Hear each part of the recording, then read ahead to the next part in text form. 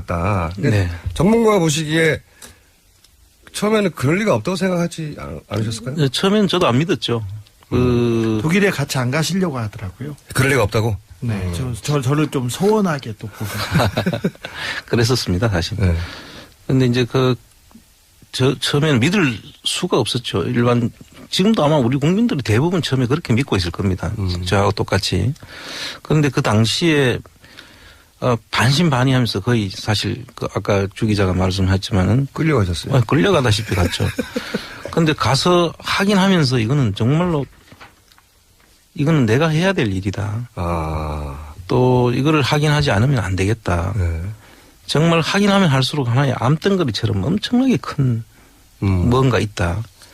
그래서 사실 지금은 제 일처럼 돼버렸죠. 그래서 처음에 그 생각들이 많이 바뀐 겁니다, 지금.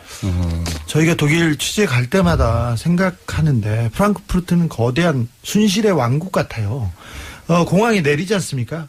그러면 최순실 씨 집안의 보모조차도 VVIP 대접을 받았어요. 그 항공사와 영사관과 모든 데서 도움을 받았고요. 그리고 은행, 그 다음에 다른 한인 단체들, 종교 단체들이 최순실 가를 위해서 유기적으로 움직이는 게 지금도 보입니다. 근데 이제 그 얘기를 처음에 들으실 때는 설마 그럴까 싶었는데 가서 이제 본인으로 직접 확인하고 서류들을 보고 기타 확인을 해 가는 과정에서 맞구나 하고 이제 생각을 하셨군요. 그렇죠. 하나하나가 다 처음에는 반신반의했던 것이 직접 그 증인들을 통해서 증언을 듣고 또 서류를 보고 직접 현장도 가보고 저희들이 지금 할 수 있는 건 지금 다른 방법은 없습니다. 서류를 우리가 수사권이 있거나 조사권이 있는 상태가 아니기 때문에 그분들 말을 듣고 이제 크로스 체크를 하고 이렇게 이제 현장도 직접 가서 보고 이랬는데 거기 페이퍼 컴퍼니 있다고 하면 거기 가서 진짜 페이퍼 컴퍼니인지 아닌지 가늠해보고 가보고 거기에 있는 사람들을 만나서 대화도 해보고 그 정말 발로 뛰고 만나고 현장에서 전부 다 지금 저희들이 확인을 하고 있죠. 그래서 그 상태를 보면 볼수록 처음에는 긴가민가 했던 이야기들이 희한하게 전부 다 하나씩 딱딱 맞아 떨어지는 겁니다. 그래서 이게 뭐지 하는 지금 정말 홀린 것처럼 그냥 단순하게 듣던 이야기인데 가서 그럴 일 없어 하다가 정말 그렇게까지 했을까 했는데 가서 들어보면 그게 다 현실로 나타나니까 충격이셨겠어요 처음에. 상당히 충격이었죠. 그리고 지금은 이제 그 거대한 암덩어리 내가 제거해야 되겠다 이렇게 생각하시는 거예요? 그렇습니다. 거대한 암덩어리. 자 그러면 이번에 독일에 간 그 성과는 뭡니까 주진우 기자? 이번에 갔을 때는 최순실 씨가 독일에 정착하는 처음에 초기에 어떻게 최순실 씨가 독일 사회에 들어가서 그 인연을 맺고 그 다음에 어떤 기반으로 사업을 시작했는지 그런 부분을 확인했습니다. 80년대에 임정평 교수라고 법대 교수라고 합니다. 그 교수의 소개로 최순실 씨가 독일에 있는 교민 회장 그 다음에 그리고 그 기둥 역할을 하는 그런 분들 2-3명하고 인연을 맺습니다. 그리고는 같이 어울려 다니면서 그 재산에 관련된 회사를 만들고 그다음에 일을 하기 시작합니다. 독일에 오랫동안 이제 기반하고 있던 교민들하고 이제 결합하는 과정이 초기에 있었던 거군요. 네. 처음에 최순실 씨는 그 3스타의 딸이라고 소개를 받았대요. 본인을. 네. 그래서 독일로 유학을 온다고 그래서 소개를 받았답니다. 교민들은. 그런데 아무리 봐도 공부하기는 안 생겼고 와서 공부는 안 하고 주로 쇼핑하고 그리고 다른 일들을 보러 다녔답니다. 초반에는. 네. 유학생 아닌 특이한 일들을 많이 벌였답니다. 그러다가 이제 이 본인의 재산을 독일로 옮기는 걸 도와주는 사람들하고 결합되기 시작한 거군요. 그렇습니다. 네.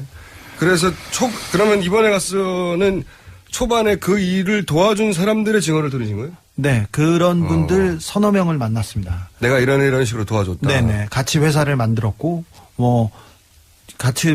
그 다음에 정윤회 최순실 씨와 어떻게 어울렸으며, 어떤 한 분은 정윤회 최순실 씨의 결혼식에 참석했다는 분도 있었습니다. 굉장히 구체적인 증언을 들으셨네요. 그리고 정유라의 처음에 임신하기 위해서 네. 노력했던 부분들과 또 뭐 사적인 관계까지. 그리고 정유라가 최순실 씨하고 이제 같이 왔을 때 자기가 맡아서 케어했다는 이야기. 뭐 그런 이야기들이 쭉 요번에 상당히 대단히 구체적으로 들을 수 있었습니다. 초반에 그러면 맺어진 인연으로 그 인연이 끝난 건가요? 아니면 지금도 이어지는 건가요? 지금도 이어지고 있고요. 네. 어떤 분은 대를 이어서 최순실 씨의 그 재산을 위해서 재산을 관리하거나 아니면 대를 이었다는 건 처음에 만났을 때는 아버지 때를 만났고 네. 지금은 그 아들이 그런 일을 한다는 건가요? 최근에 정유라 씨의 그 보호자 그리고 뭐 도피를 도와주고 있다고 지목된 데이비드 윤이라는 분이 있지 않습니까? 네. 그분의 아버지와 네.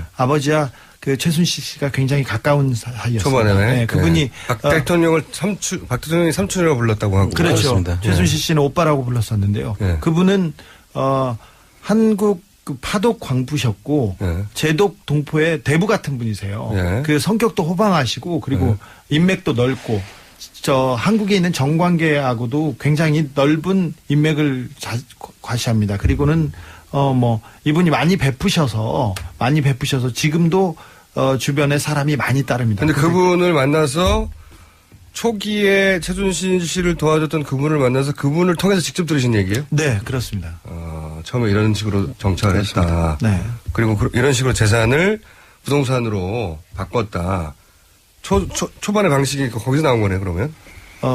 부동산으로 돈을 어떻게 은닉했다 이런 얘기는 안 하셨고요. 처음에는 때리려고 그랬어요, 저희를. 근데 그 이후에 얘기를 하면서 사적인 최순실과의 관계, 그다음 그 이후에 이어져 왔던 이야기들을 계속 하시기 시작하셨어요. 그러면 그 아들 때인 데이비드 유는 어떤 역할을 했는지 구체적으로 나옵니까? 이번에 그 편지도 나왔던데? 그 편지 부분은 제가 교도소나 구치소 쪽에 또 누나들을 많이 알고 있어서 그런 거는 다른 쪽에서 어떻게 얻었는데 오늘 불평에서 잠깐 소개했는데 보면 편지에 이제 최순실 씨, 그러니까 박근혜 대통령이 당선되고 나서 우리가 이제 돈을 벌어보자 이런 얘기가 있어요, 보면. 네네. 같이. 예. 그 나오는 회사가 굉장히 중요한데 이번에 특검 조사에서도 그 회사를 최순실 씨와 관련된 최순실 씨의 회사로 보고 CNI 예. 참여회사로 보고 조사를 했습니다. 그러니까 이 CNI라는 회사는 초기에 최순실 씨의 정착을 도와줬던 분, 네, 아들이 그 세계일보 전 사장이죠. 사장의 아들에게 편지를 보내서 그 편지의 내용을 보면 같이 돈을 잘 벌어보자 이제. 네, 그렇죠. 최순실 씨가 굉장히 중요해졌다. 네. 뭐 이런 그러니까 최순실 씨와 돈을 같이 벌 일이 있었던 거죠. 네. 그 사이드에서. 예, 그래서 그 CNI라는 회사를 통해서 우리가 어떻게 집중하면 우리의 꿈이 이루어질 거야 이런 얘기인데 그 회사가 그 세계일보 전 사장이 만들었다고 그분은 얘기하고 있습니다. 자기와 자기 주변 사람이 5억을 내서 투자회사를 만들었다고 합니다. 종교재단 지도자인데. 네. 근데 투자회사를 만들었고 데이비드 윤하고는 전혀 관계가 없다고 예. 얘기를 하고 있으나 데이비드 윤은 이미 5년 전에 자기가 편지에서 이 회사가 중요해질 거야. 그리고 최순실 씨하고 같이 해서 꿈을 이룰 거야. 이런 얘기를 돈을 많이 벌어보자는 얘기 계속 나와요. 심지어는 그 사람들이 우리는 드림팀이야 이렇게 하고 있죠. 드림팀이야. 예. 그러니까 그때 이어졌던 인연은 지금도 이어지고 있고 그 구체적인 회사도 등장을 한 것이고 페이퍼 컴퍼니는 너무 많고 현재 그렇죠. 그리고 또 한 가지 갈래 아까 이제 종교계, 기업계, 교민 이렇게 세 갈래로 도움을 얻었고 그렇게 그 도움을 얻어서 그분들 이름이나 관계자 이름으로 다 페이퍼 컴퍼니 만들어져 있다. 그래서 이분들 이름만 따져가지고는 이게 페이퍼 컴퍼니인지 아닌지 최순실 자산인지 아닌지 알 수가 없는데 히스토리로 거슬러 올라가 보면 그렇다는 거죠. 네. 네, 출발이. 또 한 가지 덩어리가 이게 있지 않습니까? 지금 얘기한 건 최순실 씨가 나중에 독일로 옮긴 자산에 관한 의혹들이라면 애초에 이제 스위스은행과 관련된 또 의혹들이 있지 않습니까? 이거는 박정희 전 대통령 생전에 그쪽에 계좌가 있지 않았을까 하는 미국 의회 보고서도 있고 그걸 추적했던 우리나라 기자의 예. 그 메모들도 있는데 이 스위스은행 관련해서는 유경수 여사의 언니 유긴순 씨 장남 홍세표 씨가 또 연관이 있는 의혹이 있다면서 이게 내용이 어떻게 되는 겁니까? 그 홍세표 씨가 그 유경수 여사의 언니 유긴순 씨의 장남으로 돼 있는데요. 예. 이분이 74년에서 76년까지 그 외환은행 프랑크푸르트 지점장으로 네. 근무를 하면서 그 당시에 외환은행 스위스 사무실을 개소를 합니다. 예, 없다가. 예. 그래서 이 시점이 이제 좀 눈여겨볼 만한 대목인데요. 예. 그 74년과 76년은 그 당시에 그 이우락 비서실장이 예. 그 박정희 대통령 눈에 벗어나가지고 예, 미국으로 갔죠. 한때 외국으로 네네. 그때 지금 그 내용으로 보면 바하마로 도망을 간 걸로 되어 있습니다. 그런데 그 바하마에 있을 때 그 당시에 이 시기하고 지금 일치를 하는 겁니다. 아하. 그때 이제 그 이우락 씨 일가 사위와 아들이 관리하던 스위스 계좌를 예. 그 책 내용에 보면 박근혜 대통령으로 이름을 바꾸는 그런 이야기가 나옵니다. 원래 이우락 씨가 관리했었는데 사실 관계가 틀어져가지고 해외로 뜨니까 이제 관리자를 바꿔야 되는 상황이 됐던 것으로 추정이 된다. 예, 그래서 이 시기도 상당히 그 지금 그 중요한 시기적으로 일치하는 게 있습니다. 그리고 이분이 근무를 하다가 나중에 그 스위스 사무실이 98년도에 2000년도에 그 사무실을 닫습니다. 근데 그 사무실을 닫기 전에 하나 헝가리 은행이 또 만들어집니다. 그래서 지금 그런 부분들은 앞으로 이제 계속 제보도 있고, 저희들이 좀 더 추적을 해야 될 부분이라고. 박정희 전 대통령의 비자금이 스위스에 있는 것이라고 저희가 주장하는 게 아니라 이미 미 의회 보고서에 그때 나왔습니다. 그렇습니다. 예. 벌써 40년 전에 나왔는데 그 이후로 그 자금에 대한 추적이 있었던 적이 없죠. 그렇습니다. 없는데 지금 이제 최순실 자금을 찾다가 여러 가지 찾다 보니 이제 그 관련 흔적들이 나오기 시작하는 거죠. 그렇습니다. 예, 조금씩 나오기 시작한 겁니다. 이거는 박정희 대통령 생전에 그쪽으로 넘어간 금액이 아닐까 하는 것이고 그렇습니다. 최순실 자금은 그 사후에 만들어진 뭉칫돈이 최태민, 최순실로 넘어가서 해외까지 갔다. 큰 갈래가 두 개가 있는 거죠. 예, 그렇죠? 그렇습니다. 예.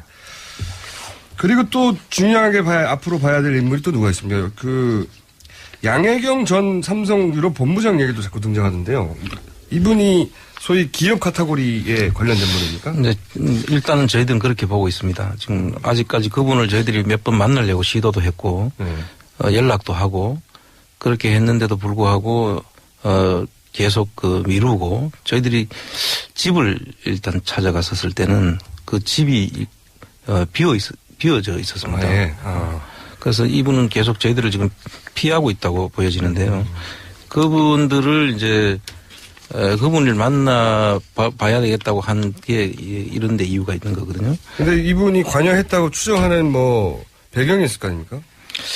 근데 일단 삼성이 독일에서 정유라 최순실 씨의 딜을 다 봐줬고요. 그리고 양혜경 씨의 인맥들이 주요 자리로 다 포진합니다. 미얀마 대사로 간 그 분도 양혜경 씨의 부하였고요. 그다음에 포스코 권어준 회장 이번에 다시 이 탄핵 와중에도 재신임이 돼가지고 그 임기를 이어간다는데 이분도 그 양혜경 사장과 막역한 그 제독 그 경제인의 소속 사람들입니다. 다 연결되네요. 네. 그리고 하나은행의 이상화 지점장 있지 않습니까? 계속 문제가 되는. 네. 대통령이 그렇게 승진을 시키라고 몇 단계를 그냥 뛰어서 승진을 시키라고 했던 사람도 그 양혜경의 학교 후배고 그 단체에서 그 막내 일을 하던 사람들입니다. 그래서 양혜경 사람들이 주로 최순실가에서 그리고 박근혜 정권에서 중요 자리에 포진합니다.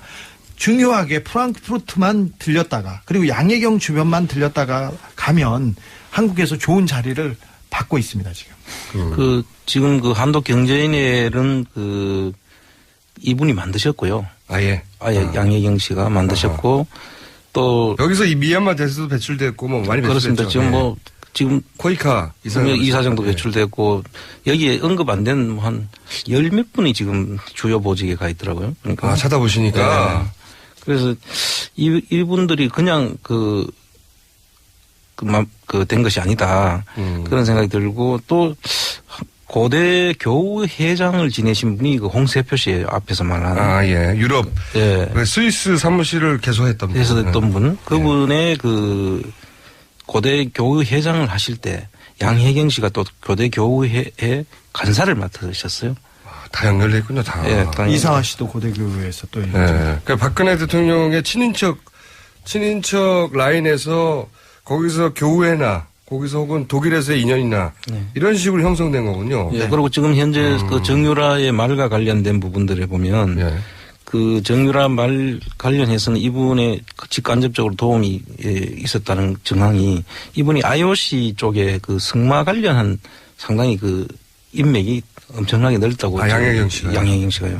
그래서 아마 승마 관련한 일들의 대부분이 이분의 그 커넥션이나 도움이 있었지 않을까. 그런 추정들이 있다. 네. 그런데 그래서 한번 확인해 보려고 만나고 싶었으나 만날 수는 없었다. 여러 차례 시도했어요. 그렇습니다. 그런데 독일에서 저희가 취재를 하면서 계속해서 양혜경 씨의 이름이 나옵니다. 그래서 한 축의 정점에는 양혜경 씨가 있는 것이 아닌가.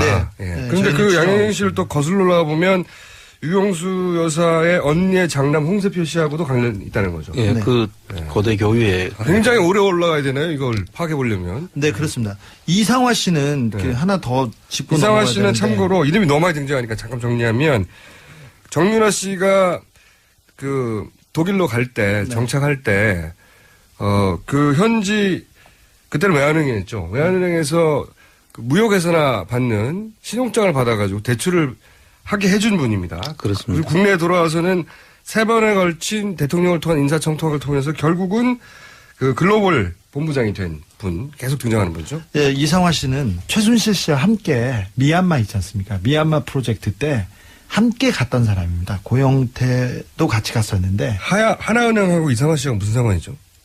제 말 하나은행하고 미얀마하고 상관이 있었나요? 상관이 없었죠. 그런데 이제 이런 그 땅을 사고 거기에 뭐 프로젝트 파이낸싱을 하고 거기에 사업을 펼치려면 미얀마에 예, 누군가 하나가 가져야 되는데 금융을 잘 아는 그렇죠. 이 그 금고지기 자금지기 역할을 이상화 씨가 할 것으로 추정이 된다. 네네 할 것으로 그 역할을 가지고 갔겠죠 미얀마에. 그리고 글로벌 아직은 확인이 안 돼서 추정이라고 하죠. 그리고 글로벌